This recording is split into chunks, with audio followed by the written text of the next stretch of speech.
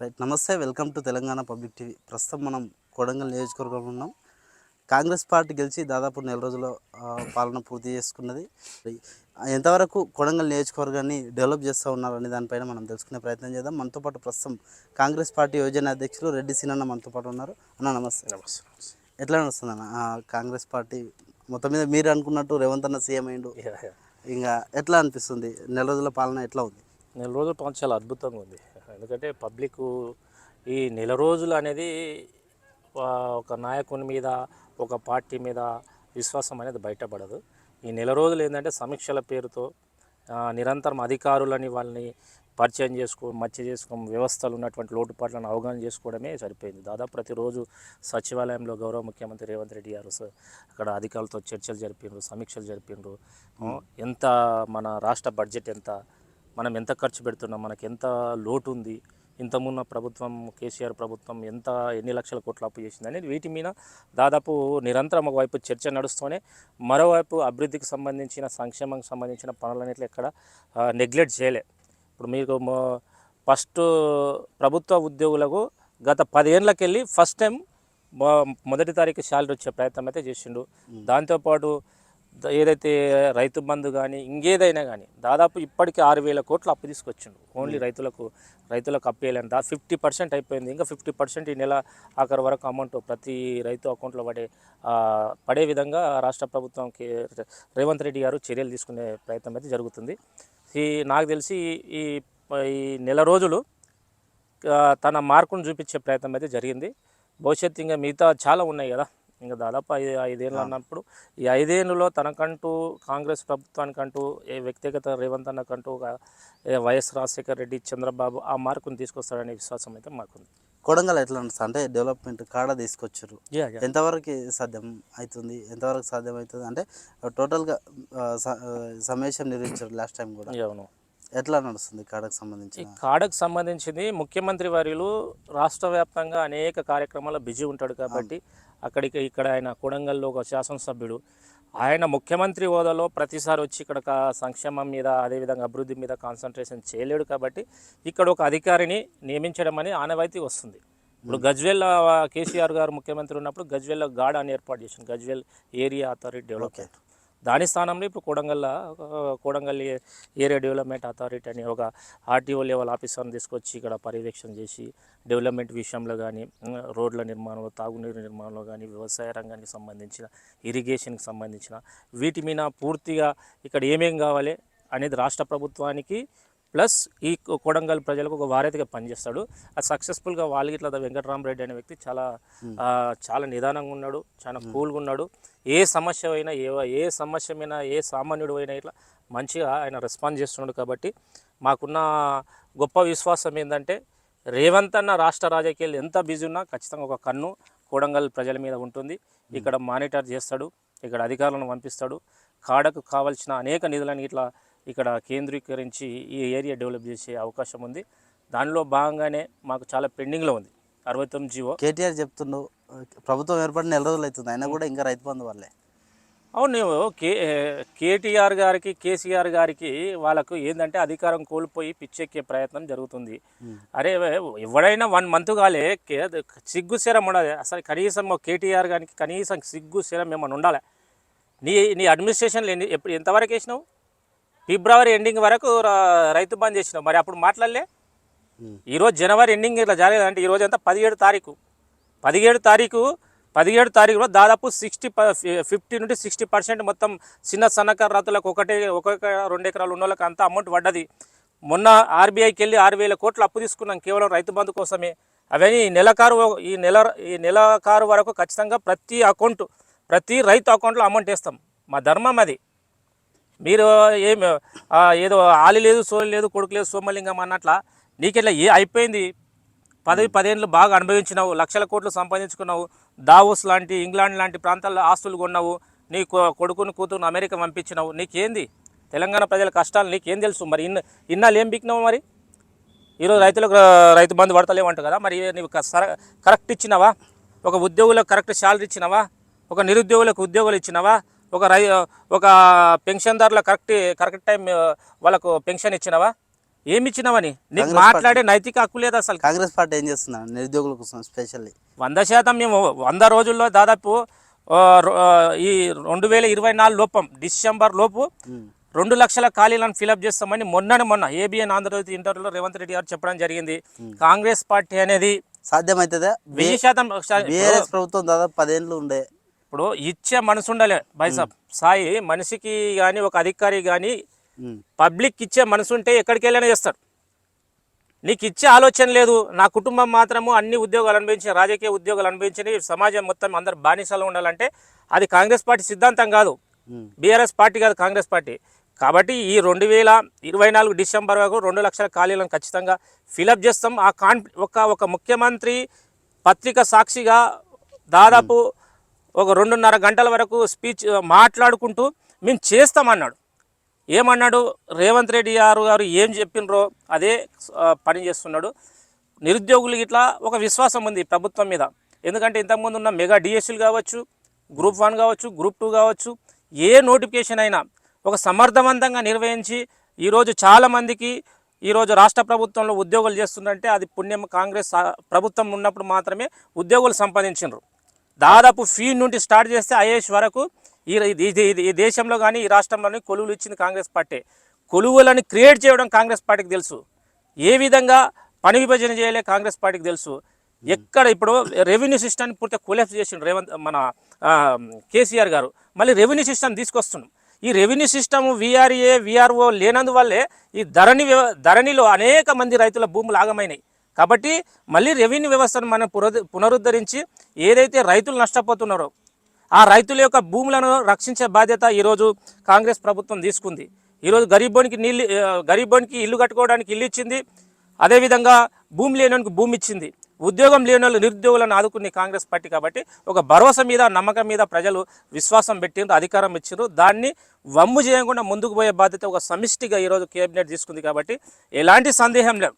ఒక వ్యక్తి మోనోయిజం అనేది లేదు. కాంగ్రెస్ పార్టీలో ఉన్నటువంటి గొప్ప క్వాంటిటీ ఏంటంటే డెమోక్రటిక్గా ఉంటుంది. ఒక వ్యక్తి నిర్ణయాలు తీసుకునే పరిస్థితి ఉండదు. కేసీఆర్ ఏం చెప్తే అదే అన్నట్లు కాదు. ఈరోజు చూసుకోండి, కేసీఆర్ కూర్చొని చా బిస్కుట్ పోయే క్యాబినెట్ చూసినాం. ఈరోజు క్యాబినెట్లో తన యొక్క భావాలను మనోభావాలను నిర్భయంగా నిర్దంగా మాట్లాడి ప్రజలకు ఏం కావాలో ఆ క్వాలిటీ మాత్రం తీసుకొస్తుంది కాంగ్రెస్ ప్రభుత్వం. కాబట్టి నిరుద్యోగులు కానీ ఉద్యోగులు కానీ అందరూ ఖచ్చితంగా ఒక 1 ఇయర్ అవకాశం ఏంటి, 1 ఇయర్లో ఏం జరుగుతుందో మీరే భవిష్యత్తులో చూస్తాం. కేసీఆర్ సీఎంగా ఉన్నప్పుడు ఆయన కలవాలంటే ఒక పద్ధతి ఉండేది. ఇప్పుడు సీఎంగా రేవంత్ ఒక హుందతనం లేకుండా రేవంత్ అన్న అంటే చాలు దగ్గరికి పోయి మాట్లాడుతూ ఉన్నాడు ఏంది సమస్య అని చెప్పి. ఎందుకు సీఎం అనే హుందతనాన్ని? ఇప్పుడు సీఎం అంటే ఇప్పుడు నేనేమంటే సీఎం అంటే గాజులు అద్దాల గాజుల మేడలు కూర్చొని అంత దూరంకి వెళ్ళి చేయుపే రాజుల సంస్కృతి ఇది. రాజుల సంస్కృతి అన్నప్పుడు రాజుకు ఒక టైమింగ్ ఉంటే అది ఎవరైతే పైసలు ఇస్తే ఒకప్పుడు రాజును దర్శనం చేసుకోవాలంటే వాళ్ళు ఏదైనా పైకం ఇచ్చినప్పుడు ఏదైనా వాళ్ళకు రాజ్యానికి ఏమైనా డొనేషన్ చేసినప్పుడు అదే దర్శనం ఇచ్చేవాళ్ళంట. మరి ఇది డెమోక్రసీ రాజ్య వ్యవస్థను మీరు ఆలోచన చేయలే. ఈ 10 ఏళ్ళకి వెళ్ళి ఒక్క సామాన్యుని కలిసినరా? కేసీఆర్ గారు ముఖ్యమంత్రిగా ఉన్న ఈ 10 ఏళ్ళకి వెళ్ళి ఒక్క సామాన్యుని ఏదైతే ఒక రోడ్డు మీద పని చేసుకునే కూలీని కావచ్చు, వ్యవసాయదారుని కావచ్చు, ఒక నిరుద్యోగిని కావచ్చు, ఒక ఉద్యోగిని కావచ్చు, కనీసం ఓకే తన వ్యవస్థలో గొప్పగా విధులు నిర్వహించి ఐఏఎస్ ఐపీఎస్ని కలవలేని దౌర్భాగ్య ముఖ్యమంత్రి కేసీఆర్ గారు. అది కాదు డెమోక్రసీ అంటే. ఈరోజు రేవంత్ రెడ్డి గారు పేరుకే ముఖ్యమంత్రి. ఆయన ఎక్కడైనా ఏ సందర్భంలో నాకు ఇంతమంది బందోబస్తు అవసరం లేదు, ఇంతమంది వెహికల్ అవసరం లేదు, నేను ప్రజల్లో కూడా తీసేసాడు. ఎట్లా చూడాలి ఇది ఒక ఎందుకంటే డెమోక్రటిక్ కానీ ఒక సాధారణ వ్యక్తిత్వాన్ని కానీ నేను ప్రజల నుండి దూరం చేస్తాయండి ఇవన్నీ. ఈ సెక్యూరిటీ కావచ్చు, బస్ వ్యవస్థ కావచ్చు, ట్రాఫిక్ వ్యవస్థ కానీ పూర్తిగా ప్రజలకు ఒక ముఖ్యమంత్రికి ఉన్న అగాధాన్ని పూర్తిగా విచ్ఛిన్నం చేస్తుంది. కాబట్టి ఆ అగాధాన్ని నాకు అవసరం లేదు. కేసీఆర్ గారు ప్రజలకు దూరమైండు కాబట్టి ప్రజల మాటలు కానీ ప్రజల ఆలోచన కానీ వినడంలో దూరమైండు కాబట్టి ప్రజలకు దూరమైండు. నేను అట్లా కాదలుచుకోలేను, ప్రజలకు దగ్గరుంటా. ఈరోజు ఈ పొజిషన్లో ఉన్నానంటే వాళ్ళు ఇచ్చిన అవకాశం, వాళ్ళు ఇచ్చిన భిక్ష. కాబట్టి ప్రజలకు అందుబాటులో వాళ్ళ ఆలోచనలు వింటా. మధ్యవర్తిల మధ్య ఉన్న వ్యక్తుల కన్నా డైరెక్ట్ ప్రజల వాయిస్ నెలంటే వాళ్ళకి దగ్గర ఉండాలి, వాళ్ళ ఆలోచన తీసుకోవాలి, వాళ్ళని కలవాలి. అలాంటి ముఖ్యమంత్రి అంటే ఏదో 4 కొమ్ములు రావు, ప్రజలు యొక్క అవకాశాన్ని, ప్రజలు ఇచ్చిన అవకాశాన్ని గొప్పగా మలుచుకున్నప్పుడే దాని యొక్క పనితనము బయటపడుతుంది. ఇంతకుముందు ఉన్న రాజశేఖర రెడ్డి గారిని, ఎన్టీ రామారావు గారిని, అదేవిధంగా చంద్రబాబు నాయుడు గారిని వాళ్ళ అడ్మినిస్ట్రేషన్ గురించి ఇప్పటికీ మాట్లాడతాం. అంటే ఎంత హుందాగా ఉంటారు, ఎంత గొప్పగా వ్యవహరిస్తారు. ఈ లక్షణాలు మొత్తం రేవంత్ అన్న పుణిచిపుచ్చుకున్నాడు కాబట్టి ఆ విధంగా ముందుకు పోతున్నాడు. సామాన్యులు వచ్చినా, గొప్పోళ్ళు వచ్చినా, ఇంకా అంతకన్నా గొప్పోళ్ళు వచ్చినా అందరినీ సాధారణంగా మాట్లాడుతున్నాడు, ఆ సమస్యను వింటున్నాడు. ఆ విధంగా ముందుకు వచ్చే ప్రయత్నం జరుగుతుంది. ఇది డెమోక్రసీలో గొప్ప మైలురాయి. కేటీఆర్ చెప్తా ఉన్నాడు, మొన్న అబద్ధాల ముందు అభివృద్ధి ఓడిపోయింది, అభివృద్ధి చాలా చేసినాం మేము, కాకపోతే ప్రచారంలో అభివృద్ధిని చెప్పుకోలేకపోయినాం. ఆయన ఇప్పుడు తెలంగాణ ప్రజలు అంత పిచ్చోళ్ళు ఏం కాదు. తెలంగాణ ప్రజలు అంటే నీ కుటుంబం మాత్రమే అందమైన అబద్ధాలు చెప్తుందే. తెలంగాణ ప్రజలు ఈరోజు కాంగ్రెస్ పార్టీకి అవకాశం ఇచ్చిందంటే అబద్ధాలను నమ్మినరు, మోసపోయినరు నేను ప్రచారం చేస్తున్నావు కదా. మరి 10 ఏళ్ళకెళ్ళి నీవు ఎన్ని అబద్ధాలు అయినావు? ఇంటికి ఒక ఉద్యోగం అంటివి, దళితులకు భూమి అంటివి, గిరిజనులకు 12%, ముస్లింలకు 12%, ఈరోజు ప్రతి వ్యక్తిని ఈ తెలంగాణలో ఉన్నటువంటి ప్రతి రైతును రాజు చేస్తా అంటివి, అనేక గారెడి మాటలు చెప్తాయి కదా. మరి నేను మోసలానే? ఎక్కడ కనీసం ఈ రాష్ట్రంలో ఉన్నటువంటి ప్రభుత్వ భూమిని గజాల లెక్క అమ్ముకొని తిన్న మీరు రాబందులు, మీరు ప్రజలు ఇచ్చిన తీర్పుని లేదు మోసపోయినరు, ప్రజలే మోసపోయినరు అంటే అది కాదు. మీరు నలుగురు మోసపోయినరు, మీరు మోసపోయినరు కాబట్టి, ప్రజల చేతుల్లో మోసపోయినరు కాబట్టి ఈరోజు ప్రజల మీద మీరు రివెంజ్ తీసుకునే ప్రయత్నం చేస్తున్నారు. ఈరోజు కాంగ్రెస్ పార్టీ మీద విశ్వాసం ముందు ఇచ్చిండ్రు. 420 అసలు సిసలైన 420 మీరు ఒక పుస్తకాన్ని కూడా రిలీజ్ చేసారు వాళ్ళు, ఎన్ని 420 అని చెప్పి. ఇప్పుడు నేనేమంటున్నా సాయి, వాళ్ళకి ఏం అర్థమైతే లేదు, ఓడిపోయి మైండ్ బ్లాక్ అయ్యి మేము ఇన్ని రకాలుగా అబద్ధాలు ఆడినా, ఇన్ని రకాలుగా మేనేజ్ చేసినా పబ్లిక్ వాస్తవాలు తెలుసుకున్నారు కదా.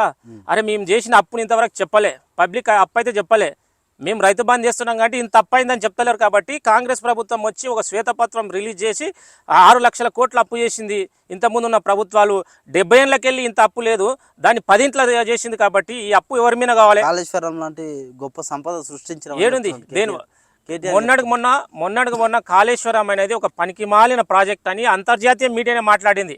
ఇప్పుడు ఏదైనా ఒక ప్రాజెక్ట్ యొక్క బెనిఫిట్ ఎట్లుండాలంటే, ఒక 10 రూపాయలు పెడితే ఒక 50 రూపాయలు బెనిఫిట్ రావాలి. దానివల్ల నీవు 50 రూపాయలు పెడుతున్నావు, దాని మీద కనీసం నీకు 10 రూపాయలు ఇట్లా ఉపయోగం లేదు ప్రజలకు. దానివల్ల ప్రజల యొక్క ఆస్తులు, ప్రజల యొక్క డబ్బు వ్యర్థమే, కానీ దానివల్ల ఎలాంటి ఉపయోగం లేదు. నువ్వు అదేవిధంగా నాగార్జున సాగర్ తీసుకోండి, శ్రీశైలం తీసుకోండి, చాలా 65 లక్షలతోనే నాగార్జున సాగర్ను 55-60 ఆ ప్రాంతాల్లో నిర్మించిండ్రు. లక్షలాది మందికి ఇప్పటికి 70 ఏళ్ళకెళ్ళి లక్షలాది మందికి ఉపాధి కల్పిస్తుంది, సాగునీరు ఇస్తుంది, తాగునీరు ఇస్తుంది. మరి ఆ రోజు ఆ ప్రాజెక్టులు తక్కువ వ్యయంతో కట్టి ఇప్పటికీ పదిలంగా దాదాపు దశాబ్దాలకెళ్ళి ఈరోజు వాళ్ళు తాగునీరు, సాగునీరు ఇస్తుంది. ఆ ప్రాజెక్టులని ఏమనలే. నీ రోజు 90 లక్షల కోట్లు పెట్టి కాళేశ్వరం పేరుతో ప్రజాస్వామ్యని విచ్చలిగా వాడుకొని కమిషన్ల పేరుతో తింటే మరి దాన్ని ఏమనాలి చెప్పండి? ప్రజలు అంత అమాయకులు అనుకుంటారా? నీ కుటుంబం ఒకటే పెద్ద తెలివైనది, నువ్వు 40,000 పుస్తకాలు 60,000 పుస్తకాలు చదివినా, నేను లండన్ కేంబ్రిడ్జ్ చదివినా, నేనే మూతపని నాకే తెలియదంటే కాదు. తెలంగాణ ప్రజల అసలు సిసలైన రాజకీయ చతురత కలిగినవాడు, రాజకీయ సంబంధాల మీద పూర్తిగా అవగాహన ఉన్నవాళ్ళు. కాబట్టి ఎవరేం చేస్తున్నారు, కాంగ్రెస్ ప్రభుత్వం ఏం చేసింది, అదేవిధంగా ఇప్పుడు 10 ఏళ్ళలో టీఆర్ఎస్ ప్రభుత్వం ఏం చేసిందని వాళ్ళు అంచనా వేసుకున్నారు. కాబట్టి అద్భుతమైన తీర్పు ఇచ్చిండ్రు.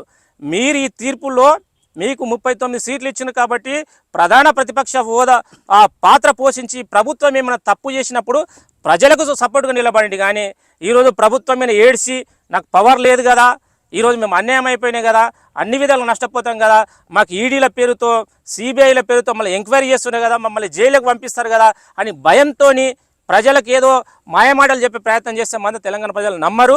మీరు చేసిన అవినీతి అక్రమాలు మొత్తం కక్కిస్తుంది.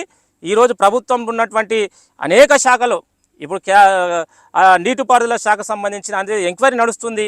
అన్ని విధాలుగా వాళ్ళు ఏంటంటే ఈ సమస్య నుండి బయటపడడం కోసం వాళ్ళు 420 అంటున్నారు, ఇంకొకటి అంటున్నారు, అబద్ధాలు అంటున్నారు, మోసపోయినాం అంటున్నారు. కాబట్టి తెలంగాణ ప్రజలు అంత తొందరగా నమ్మే పరిస్థితి లేదు. మిమ్మల్ని చీకొట్టింది కాబట్టి అంత తొందరగా మీరు ఇంకా ప్రజల నుండి దూరం కాకుండా అంటే ప్రతిపక్ష పాత్ర పోషించి ప్రభుత్వానికి సూచనలు, సలహాలు ఇవ్వండి.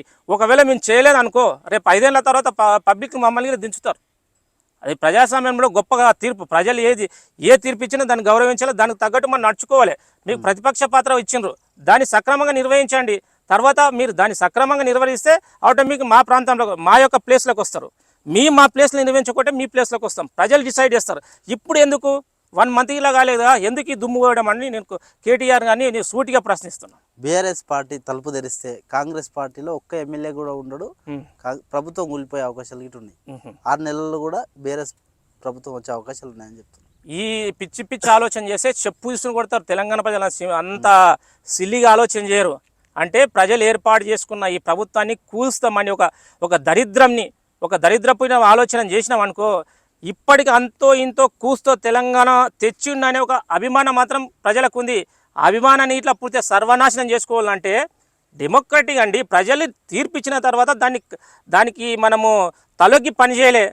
నేను ప్రభుత్వాన్ని ఎడగొడతా, వీళ్ళని పడగొడతా అంటే ఇవన్నీ బీజేపీ లక్షణాలు. ఎందుకంటే రెండు ఏ టీం బి టీం అన్నట్ల బీజేపీలో అనేక రాష్ట్రాల్లో కుట్రపూరితంగా ప్రభుత్వాలను కూల్చివేయడం జరిగింది. వీళ్ళు ఏంటంటే ఇంకో 2 దొంగలు కలిస్తే అదే ఆలోచన ఉంటుంది. కాబట్టి ప్రభుత్వాన్ని కూల్చేస్తాం, పేల్చేస్తామంటే నీ ఒళ్ళు ఇట్లా పేల్చేసే పరిస్థితి ఉంటుంది. ఎందుకంటే నాకు తెలిసి రేవంత్ రెడ్డి గారు 2 విధాలు పాత్ర పోస్తాడు. ద్విపాత్రాభినయం అంటాం. మంచిగా ఉంటాడు. మీలాంటి చిల్లర పనులు చేసి ఈ చిల్లరగా ఆలోచన చేస్తే ఉన్న 39 మందిలో 9 మంది ఇట్లా ఉండరు. లాస్ట్కి మీరు 3 ఉండాల్సి వస్తుంది. మింగిలో రాజకీయాలు చేస్తాం స్వచ్ఛని చెప్పిన మా ముఖ్యమంత్రి. మీరు డెమోక్రటిక్గా ఉండి ప్రజల తరపున వాయిస్ చేయాలనుకున్నప్పుడు మీకు సభలో అవకాశం ఇస్తారు, మీ యొక్క ఆలోచన స్వీకరిస్తాము, మిమ్మల్ని గౌరవిస్తాం. కానీ ప్రభుత్వానికి చెడ్డ పేరు చేసేటట్లు, డెమోక్రటీని వక్రీకరించేటట్లు ఈ విధమైన ఆలోచన చేస్తే మీకు లాస్ట్కి మీరు ఉండాల్సింది 3 అనే విషయాన్ని ఇట్లా ముఖ్యమంత్రి గారు ఇండైరెక్ట్గా చెప్పడం జరిగింది. దాన్ని గౌరవించి 5 ఏళ్ళు మీరు సూచన ప్రయంగా చేస్తారా? లేనిపోని ఆలోచన చేస్తే మాత్రం జైపాల్ రెడ్డి జానారెడ్డి లాంటి మనస్తత్వం అయితే రేవంత్ అనేది కాదు. ఆయన దానికన్నా 3 తీవ్రమైన పరిణామాలు అయితే ఉంటుంది. బండి సంజయ్ చెప్తా ఉన్నాడు, ఒకవేళ బీజేపీ కనుక ప్రభుత్వాన్ని ఏర్పాటు చేసింటే ఈ పార్టీకి కేసీఆర్ కుటుంబం మొత్తం జైల్లో ఉండేది అని చెప్తున్నాను. ఇప్పుడు ఈ ప్రభుత్వ సెంట్రల్లో ఎవరున్నారన్నా? సెంట్రల్లో స్టేట్ గురించి మాట్లాడుతున్నాను. ఇప్పుడు నేనేమంటున్నా, ఇప్పుడు ఏదైతే సిబిఐ కానీ ఈడీ కానీ ఎవరి ఆధీనంలో పనిచేస్తున్నాయి? ఇవి కవిత లిక్కర్స్గా ఎవరు దాన్ని స్టేట్ గవర్నమెంట్ ఆధీనంలో ఉందా, సెంట్రల్ ఆధీనం ఉందా? మీరు 10 ఏళ్ళకి వెళ్ళి అదే ముచ్చట చెప్పబడుతుంది. రేపు వచ్చిన 5 ఏళ్ళ తర్వాత అదే. మీకు చిత్తశుద్ధి ఉంటే, కేసీఆర్ కుటుంబం మీద నిజంగా మీకు అవగాహన ఉంటే, కనీసం వాళ్ళు అన్యాయం చేసిందంటే ఈడీని పంపించండి, అరెస్ట్ చేపియండి. ఢిల్లీ ముఖ్యమంత్రి కేజ్రీవాల్ నిమిత్తం ఎలాంటి కనీసం ఇంటిమేషన్ లేకుండా అరెస్ట్ చేస్తారు. మరి కవితను ఎందుకు అరెస్ట్ చేస్తలేరు? అది రాష్ట్ర ప్రభుత్వానికి సంబంధించిన అంశమా? ఈడీ అనేది ఎవరు? కేంద్రానికి సంబంధించి. సిబిఐ ఎవరు? అవినీతికి సంబంధించిన వాళ్ళ చేతుల సంస్థలు పెట్టుకొని మొత్తం నీ చేతుల వ్యవహారం పెట్టుకొని రాష్ట్రం మీద ఏడిస్తేంది? రాష్ట్రానికి సంబంధించిన ఏమేం చేయాలనో వాళ్ళు చేస్తూనున్నారు.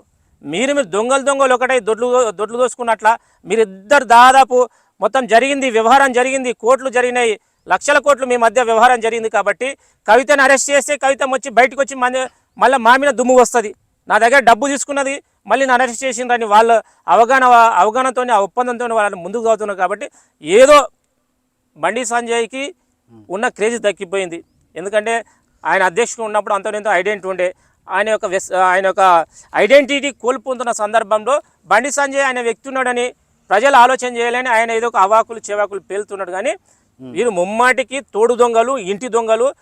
బీఆర్ఎస్ అండ్ అది మన టీఆర్ఎస్ ఇద్దరు ఒకటే గూటి పక్షులు. వాళ్ళు ఎప్పుడైనా మొన్నటికి స్టేట్మెంట్ ఇచ్చింది కేసీఆర్ గారు, మేము ఖచ్చితంగా మళ్ళీ ఎన్డీఏలో కోతామని చెప్పడం జరిగింది.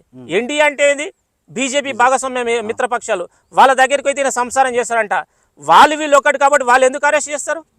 కాబట్టి ఏదో బురద వెళ్ళాలి, కాంగ్రెస్ పార్టీ మీద బురద చల్లాలి, రేపు ఎంపీలో లబ్ధి పొందాలన్న ఆలోచనతో బండి సంజయ్ చేసే ఆరోపణలు అంత పెద్దగా ప్రభానీయులు చూపాయని నేను అనుకుంటున్నాను. కాంగ్రెస్ పార్టీ వాళ్ళు హిందూ మతానికి వ్యతిరేకులు. ఎందుకంటే రామ మందిర ప్రారంభోత్సవాన్ని వాళ్ళు బహిష్కరించారు. బీజేపీ వాళ్ళు చేస్తారు. మొన్న అమిత్ షా కూడా చెప్తా ఉన్నారు. ఇప్పుడు నేను ఒకటి అడుగుతా, బీజేపీ పార్టీ అనేది హిందువులకు ప్రతినిధి. బీజేపీ పార్టీ హిందువులకు ప్రతినిధి పార్టీ అని ఒకసారి బహిరంగం చెప్పమను. ఈరోజు ఈ దేశంలో ఈరోజు సర్వమతాలు, అన్ని మతాలు ఇంత బ్రహ్మాండంగా స్వేచ్ఛగా తన మతాలను వ్యాప్తి చేసుకొని తన మత విశ్వాసాలను బ్రహ్మాండంగా ముందుకు తీసుకుపోతున్నాయంటే దానికి బీజం ఎక్కడ పడిందండి? ఆర్టికల్ ఏం చెప్తుంది? ఆర్టికల్ 25 నుండి 30 వరకు మతాలకు సంబంధించిన విశ్వాసాల మీద ఈరోజు భారత రాజ్యాంగంలో పొందుపరిచిందే కాంగ్రెస్ పార్టీ. ఈరోజు కాంగ్రెస్ పార్టీలో హిందువులు ఉంటారు, ముస్లింలు ఉంటారు, క్రిస్టియన్స్ ఉంటారు, జొరస్టియన్స్ ఉంటారు, సిక్కులు ఉంటారు. ఈరోజు కాంగ్రెస్ పార్టీ అనేది లౌకికంగా ఏ మతాన్ని ప్రోత్సహించదు. ఈరోజు రామ మందిరం అనేది ఒక ట్రస్ట్ ఆధ్వర్యం నిర్వహిస్తున్నటువంటి ఒక గొప్ప కార్యక్రమం. ఆ ట్రస్టే ఏదైనా నిర్ణయాలు తీసుకోవాలి, కానీ ట్రస్ట్ని పక్కకెట్టిన వీళ్ళు మొత్తం బీజేపీకి సంబంధించిన అమిత్ షా గారు కావచ్చు, మోదీ గారు కావచ్చు, వీళ్ళే మొత్తం వ్యవహారాలు చేస్తున్నారు.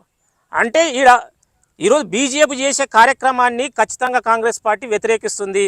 వాళ్ళు క్లియర్ ఇవ్వలేదు, ఇంతవరకు క్లియర్గా చెప్పలే. మీరు బీజేపీ వాళ్ళు దీన్ని నిర్వహిస్తున్నారా, లేదైతే రామ్ మందిర్కి సంబంధించిన ట్రస్ట్ వాళ్ళు నిర్వహిస్తున్నారా అంటే ట్రస్ట్ లేదు, కృష్ణ లేదు, మేమే ఏది చేసుకున్నా మేమే చేయలే. నరేంద్ర మోడీ ఆడ ప్రధానంగా మొత్తం ఆయన చేస్తున్నారు కాబట్టి దాన్ని మేము వ్యతిరేకిస్తున్నాము. రామ మందిర్ నిర్మాణం కాదు, హిందుత్వానికి వ్యతిరేకం కాదు. ఈరోజు బీజేపీ పార్టీకి సంబంధించిన ఈ విధానాలకు మేము వ్యతిరేకమని చెప్పారు. మొన్న ఏదైతే పీఠాధిపతులు చాలామంది ఇట్లా బహిరంగంగా స్టేట్మెంట్ ఇచ్చారు. వాళ్ళు హిందువులు గారా? హిందుత్వ కోసం జీవితాంతం త్యాగం చేసిన చాలామంది పీఠాధిపతులు వ్యతిరేకిస్తున్నారు. దాన్ని ఏమనలే? ఈరోజు కాంగ్రెస్ పార్టీ వ్యతిరేకిస్తున్నారంట. వాళ్ళే వ్యతిరేకిస్తున్నారు ఒక పీఠాధిపతులు. ఎందుకంటే హిందూ ధర్మానికి ప్రతీకగా ఉన్నటువంటి పీఠాధిపతులు వ్యతిరేకిస్తున్నారు.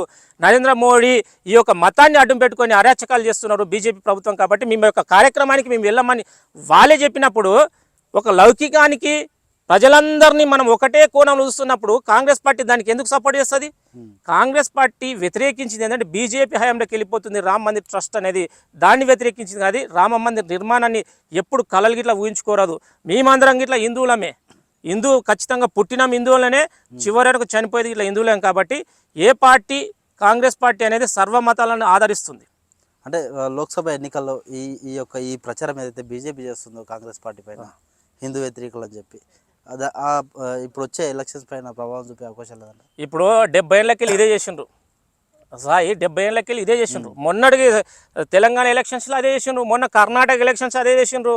హిందూ ముస్లింల మధ్య గొడవ చేసి హిందువుల మధ్య రకరకాల వాళ్ళకు ఉన్నది ఏకైక పాయింట్, ఈ దేశంలో ఉన్న నిరుద్యోగం గురించి మాట్లాడరు, ఈ దేశంలో ఉన్నటువంటి రైతుల ఆత్మహత్యల గురించి మాట్లాడు, ఈ దేశంలో ఉన్న జీడిపి యొక్క తరుగుదల గురించి మాట్లాడరు. ఈ దేశంలో ఒక సగటు వ్యక్తి కనీసం ఒక పూట తినడానికి తిండి లేదు. ఆ యొక్క తిండిని 3 పూటలు ఎట్లా చేయాలని ఆలోచన చేయరు. వాళ్ళు ఏమంటే కేవలం జై శ్రీరామ్ అనే ఒక మంత్రాన్ని పట్టుకొని ప్రజలకు, ఇక్కడ ఉన్నటువంటి ఈ దేశ ప్రజలు ఈ యొక్క సంస్కృతిలో ఉన్న గొప్ప ఏదంటే వాళ్ళు ఏదైతే మతాలుగా డివైడ్ అయిపోయారు, ఎవరి మతాలు వాళ్ళే. కాబట్టి వాళ్ళ ఆ ధ్యానం ఉన్నప్పుడు ఈ సమాజంలో హిందువులు ఎక్కువ ఉన్నారు కాబట్టి హిందువులందరినీ ఏకం చేయలే, ఓట్ల రూపంలో దండుకోవాలి. హిందువులకు మళ్ళీ ఏం చేయరు. ఏం చేసిందంటే హిందూ కోడ్ కానీ మిగతా అనేక చట్టాలు కాంగ్రెస్ హయాంలో తీసుకొచ్చిండ్రు. ఈ 10 ఏళ్ళ అధికారంలో ఉన్న బీజేపీ హిందువుల కోసం ఒక్క చట్టం అనేది తీసుకొచ్చిందా? కనీసం హిందువులకు ప్రత్యేకంగా వాళ్ళకి ఏమైనా బెనిఫిట్ జరిగిందా? ఏం లేదు. ఎలక్షన్లో మాత్రమే. నువ్వు గుర్తుపెట్టుకోండి, కాంగ్రెస్ పార్టీ హిందువులకు సంబంధించిన అనేక చట్టాలు తీసుకొచ్చి, హిందూ వివాహ చట్టం కావచ్చు, హిందువులకు సంబంధించిన మ్యారేజ్కి సంబంధించిన అనేక, అప్పుడే దాదాపు 30-40 ఏళ్ళ క్రితమే హిందువులకు సంబంధించిన వాళ్ళ సంరక్షణకు సంబంధించిన, మైనార్టీలకు సంబంధించిన సంరక్షణ అనేక చట్టాలు తీసుకొచ్చింది. దాని యొక్క రాజ్యాంగంలో పొందుపరిచిన ఘనత కాంగ్రెస్ పార్టీది. వీళ్ళు ఏం చేసిందంటే ఎలక్షన్కి వచ్చినప్పుడు ప్రజల మధ్య సెంటిమెంట్ రెచ్చగొట్టాలి, హిందూ ముస్లిం మధ్య గొడవ పెట్టాలి, ఓట్లను దండుకోవాలి. అంతకుమించింది వీళ్ళు చేసింది ఏం లేదు. ఈ సమాజాన్ని, అన్ని సమాజాలను ఆదరించింది. ఈరోజు ఆలయ టెంపుల్లకు సంబంధించి కావచ్చు, టెంపుల్లకు సంబంధించిన ల్యాండ్లకు సంబంధించవచ్చు, ఇది అన్యక్రాంతంగా కాపాడింది కాంగ్రెస్ పార్టీ. దాదాపు తిరుపతి నుంచి స్టార్ట్ చేస్తే దేశంలో ఏ టెంపుల్ అయినా సంరక్షించింది. అక్కడ ఉన్నట్టు ఆ ల్యాండ్ సంరక్షించి ఇప్పటికీ అంతనింత నా దేవాలయానికి ఒక ఐడెంటిటీ తెచ్చిందంటే కాంగ్రెస్ పార్టీ. అలాంటి కాంగ్రెస్ పార్టీని పట్టుకొని వీళ్ళు హిందూ వ్యతిరేకం అంటే ప్రజలు నమ్మరండి. లేకపోతే అవకాశం ఎక్కువ కాంగ్రెస్ పార్టీకి. 70 ఏళ్ళలో దాదాపు 40 ఏళ్ళు కాంగ్రెస్ పార్టీ పరిపాలించింది. మళ్ళీ ఎందుకు ఇస్తుండ్రి? హిందూ వ్యతిరేకత అన్నప్పుడు ఎందుకు ఇస్తుండ్రి? కాబట్టి వాళ్ళు ఏంటంటే బీజేపీ వాళ్ళు చేసే ఈ కుట్ర ప్రజలు ఇంటి యాసరికి వచ్చింది. చాలామంది ఏంటంటే అంతనింతో బీజేపీ మీద ప్రేమ ఉన్నోళ్ళు ఇట్లా ఆ బీజేపీ అంటే దూరం పోయే పరిస్థితి వచ్చింది. కాబట్టి వాళ్ళని నమ్మే పరిస్థితి అయితే లేదు. కాంగ్రెస్ పార్టీ ముఖ్యంగా అంటే బీజేపీ పార్టీ కావచ్చు, బీఆర్ఎస్ కావచ్చు, విమర్శలు చేస్తున్నాయి రెగ్యులర్గా. కాంగ్రెస్ పార్టీ కుటుంబ పాలన మాత్రమే, కుటుంబ పార్టీ, ఒక కుటుంబానికి మాత్రమే పరిమితం. ఇప్పుడు సిగ్గుసేరమ్మ చెప్పు తీసుకొని కొట్టాలి అనేటువంటి ఎవరైతే అంటున్నాడో ఈ టీఆర్ఎస్ కానీ ఇంకా మిగతా ఎవడైనా అంటున్నాడో, కుటుంబ పార్టీ అంటే ఈరోజు ఈ దేశం కోసం ప్రాణాలు అర్పించిన ఏకైక కుటుంబం ఇందిరా కుటుంబం, గాంధీ కుటుంబం. చాచా నెహ్రూ, మోతీలాల్ నెహ్రూ స్టార్ట్ చేస్తే రాజీవ్ గాంధీ, ఇందిరా గాంధీ ఈరోజు దేశం కోసం నిండు ప్రాణాలు అర్పించిన గొప్ప త్యాగదనులు ఏ కుటుంబం ఉన్నో చెప్పండి? కేసీఆర్ కుటుంబం ఉన్నారా? తెలంగాణ సెంటిమెంట్ చెప్పి లక్షల కోట్లు సంపాదించుకొని ఈరోజు తరాలకు తరగని ఆస్తిని సంపాదించుకున్నారు. వాళ్ళ కుటుంబంలో ఎవరైనా చచ్చిపోయినా కనీసం తెలంగాణ కోసం, ఈ దేశం కోసం, స్వతంత్రం కోసం మోతీలాల్ నుండి స్టార్ట్ చేస్తే మొన్నటికి రాజీవ్ గాంధీ వరకు ప్రాణాలు అర్పించిన గొప్ప చరిత్ర కాంగ్రెస్ పార్టీ గాంధీ కుటుంబాంది. ఈరోజు గాంధీ కుటుంబంలో త్యాగం చేసిన వారసత్వం ఉంది, త్యాగాలు చేసిన వారసత్వం ఉంది. ఏ పార్టీలు ఉంది? అందుకే పడనోళ్ళు మాట్లాడతారు. ఈరోజు కేసీఆర్ గారు కనీసం ఒక దీక్ష పేరుతో ముఖ్యమంత్రి అయిండు, మంత్రి అయిండు, ఈ రాష్ట్రాన్ని విచ్చలవిడిగా దోసుకున్నాడు. కానీ వాళ్ళు ఎప్పుడు దోసుకోలే. ఎంపీ క్వార్టర్ నుండి బయటకు వచ్చిన తర్వాత ఎక్కడున్నా అర్థం కాలేదు. సస్పెన్స్ అయినప్పుడు, ఎంపీగా సస్పెండ్ అయినప్పుడు రాహుల్ గాంధీ ఆయన క్వార్టర్లకు వెళ్ళి బయటకు వచ్చిన తర్వాత ఏ రూమ్లో ఉండలే, కనీసం చిన్నప్పటికెళ్ళి ఇక్కడనే ఉండా, బయటికి పోయి నాకు ఇల్లే లేదని ఆలోచన చేసిన గొప్ప త్యాగదనుల కుటుంబం. ఇంకొకసారి గాంధీ కుటుంబం గురించి కానీ వాళ్ళ యొక్క త్యాగాల గురించి మాట్లాడితే ఆకాశం మీద ఉమ్మడం లాంటిదే. కాబట్టి ఎవడని చెప్పినా, ఎవరేం మాట్లాడినా గాంధీ కుటుంబం త్యాగాలతో నిర్మితమైంది. వీళ్ళు త్యాగాల పేరుతో భోగాలు అనుభవించారు. బీజేపీ పార్టీలో చాలా మంది, ఇప్పుడు వసుంధర రాజే రాజస్థాన్కు సంబంధించిన ఆమె, వాళ్ళ వారసత్వంగా దాదాపు వాళ్ళ తాత ముత్తాతలకి వెళ్ళి బీజేపీకి వెళ్ళి వారసత్వంగా వచ్చిన వాళ్ళు ఎక్కడెక్కడ వాళ్ళకు చింతాకడంత త్యాగం చేయలే. బీజేపీకి సంబంధించిన వివరణ తీసుకో, మధ్యప్రదేశ్ తీసుకో, రాజస్థాన్ తీసుకో, యూపీ తీసుకో, వాళ్ళు ఎక్కడ త్యాగాలు లేదు. కేవలం ఏంటంటే సంపద ధ్యేయంతోనే పార్టీలని వారసత్వంగా పెంపించుకొని వచ్చింది. కాబట్టి ఎక్కడ వాళ్ళకి త్యాగాలు లేవు. త్యాగం అంటేనే గాంధీ కుటుంబం. ఇది అక్షర సత్యం. దీన్ని ఎవడైతే నమ్మలేడో వానంత మూర్ఖుడు ప్రపంచంలో ఎవడు ఉండడు. ఈరోజు ఆత్మాహుతి దాడి జరిగిందండి, రాజీవ్ గాంధీ మీద ఆత్మాహుతి తమిళనాడులో. తన ఎంట ఉండి, ఎందుకంటే సిక్కు వాళ్ళు మాకు స్వతంత్ర, మాకు ఇట్లా ప్రత్యేక దేశం కావాలన్నప్పుడు చిచ్చు పెట్టినప్పుడు వాళ్ళని వ్యతిరేకిస్తే వాళ్ళ యొక్క ఆలోచనను దూరం చేసినందుకు ఇందిరాగాంధీ తన పక్కనున్న గన్మెన్తోనే షూట్ చేయడం జరిగింది. ఇలాంటి త్యాగాలు ఎడ కనబడతాయి? ఈ దేశంలో ఒక నాయకుని చూపించండి మరి. తన కళ్ళ ముందే ప్రధానమంత్రి అయ్యే అవకాశాలు 2 సార్లు వచ్చినాయి. ఇట్లా తృణప్రాయంగా వదులుకున్న సోనియా గాంధీ ఎక్కడ, వీళ్ళెక్కడ? రాహుల్ గాంధీ ఎక్కడ, వీళ్ళెక్కడ? ఇవన్నీ ఎవడైనా కనీసం ఒక సర్పంచ్గా అవకాశం వస్తుందంటేనే వాడు స్నేహాన్ని చూడాడు, బంధుత్వాన్ని చూడడు, అన్నని చూడడు, చెల్లెని చూడడు, వాడు పోటీ చేస్తాడు, నిలబడతాడు. అలాంటిది 2 సార్లు ఈ దేశానికి ప్రధానమంత్రి కావాల్సిన అవకాశం వచ్చిన ఇట్లా తృణప్రాయంగా వదులుకున్న గొప్ప త్యాగదనుల కుటుంబం సోనియా కుటుంబం. కాబట్టి వాళ్ళని మాట్లాడేటప్పుడు కనీసం ఇంకిత జ్ఞానంతో మాట్లాడితే అంతోనింతనో సమాజంలో రెస్పెక్ట్ ఉంటుంది, గౌరవం ఉంటుంది. ఓవరాల్గా మన తెలంగాణలో లోక్సభ ఎన్నికల్లో ఎన్ని సీట్లు వచ్చే అవకాశం ఉందన్న కాంగ్రెస్ పార్టీకి ఇప్పుడున్న పరిస్థితుల్లో? ఎందుకంటే నాకు తెలిసి 12 సీట్లు రావాల్సింది. ఎందుకంటే ఎక్కడ ఈ 17 స్థానాల్లో ఒక హైదరాబాద్ మిస్ అయితే అన్ని స్థానాల్లో గట్టి పోటీస్తాం. 12 స్థానాలు ఖచ్చితంగా గెలుస్తాం. మిగతా స్థానాల్లో గట్టి పోటీస్తాం. మేము ఎందుకు చెప్తున్నా అంటే, నాకు ఈ ఎన్నికల సరళి మేము దగ్గరుండి మేము చూసినాం కాబట్టి, ఇంతకుముందు అసెంబ్లీ జరిగే ఎన్నికలు మాకు ఇట్లా అవగాహన ఉంది కాబట్టి 12 స్థానాలు ఖచ్చితంగా గెలుస్తాము. మిగతా హైదరాబాద్ ఒకటి మినహాయిస్తే మిగతా స్థానాల్లో గట్టి పోటీస్తాం. ఓవరాల్గా 100 రోజుల్లో 6 గ్యారెంటీలు పూర్తి అవుతాయని చెప్పి ఇప్పుడు ముఖ్యమంత్రి రేవంత్ చెప్పారు.